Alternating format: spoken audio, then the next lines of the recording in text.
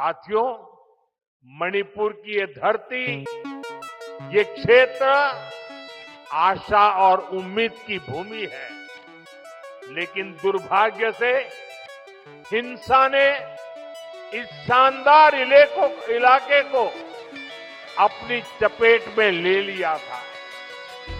थोड़ी देर पहले मैं उन प्रभावित लोगों से मिला हूं।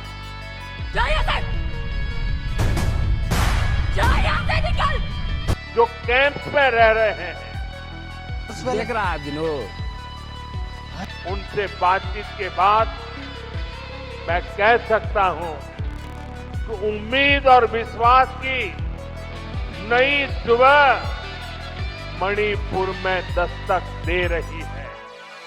Wake up to reality. Manipur के आने का कोई नहीं है। आज तो मणिपुर के भाषा में मैं बहुत हूँ। क्यों?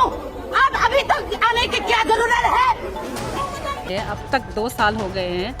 उसके बारे में उन्होंने क्या सोचा है हम लोग के लिए, क्या सोल्यूशन निकालेंगे, हमारे दुख दर्द के बारे में उन्होंने क्या सोच रखा है। थोड़ा उसके बारे में अगर बोलते तो हमारा दिल थोड़ा अच्छा लगता, ज़्यादा अच्छा लगता है। मणिपुर में like how do you see this visit of Prime Minister Narendra Modi in Manipur after 2.5 years of conflict? It's not useful, right?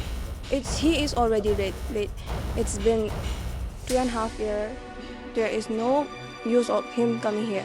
So you were saying he's late. He's late. He's very late.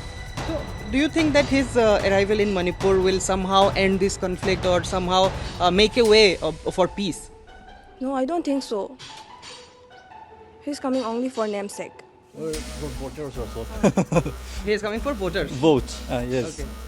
यही नहीं, अभी और सुनिए। राहुल गांधी पिछले 3 सालों में 3 बार मणिपुर जा चुके हैं, जबकि वो प्रधानमंत्री नहीं है। नरेंद्र मोदी पिछले 3 सालों में दर्जनों बार विदेश जा चुके हैं, लेकिन अपने ही देश के मणिपुर वो नहीं जा पाए। अब उन्हें फुर्सत मिली है तो मणिपुर पहुंचे हैं। राजा ने संकट के समय मणिपुर को छोड़ दिया, अब मणिपुर पहुंच पाए हैं। आजकल मोदी जी का फेवरेट टूरिस्ट प्लेस बिहार है, अब वो बिहार ही जाएंगे।